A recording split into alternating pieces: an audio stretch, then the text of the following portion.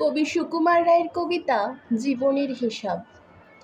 বিদ্যে বোঝাই বাবুমশাই চড়ি শখের বোটে, মাঝিরে কন বলতে পারি সূর্যি কেন ওঠে, চাঁদটা কেন বাড়ে কমে, জোয়ার কেন আসে।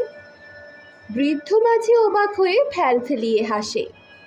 বাবু বলেন সারাটা জনম মরলি রে তুই খাটি, জ্ঞান বিনা তোর জীবনটা যে চারিয়ানাই মাটি।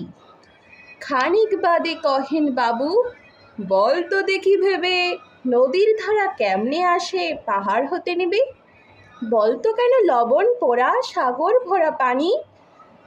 মাঝি সে কয়, আরে মশাই এত কি আর জানি।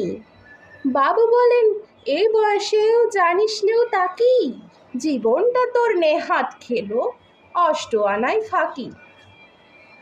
আবার ভেবে কহেন বাবু, বল তো ওরে বুড়ো, কেন এমন নীল লেখা চাই আকাশের ওই চূড়ো। বল তো দেখি সূর্য চাঁদে গ্রহণ লাগে কেন।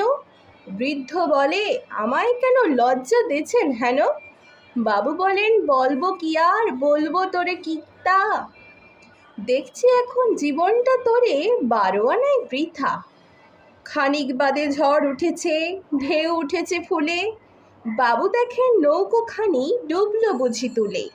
মাঝিরে কন, এ কি আপদ ওরে ও ভাই মাঝি, ডুবলো নাকি নৌকা এবার মরবো নাকি আজি।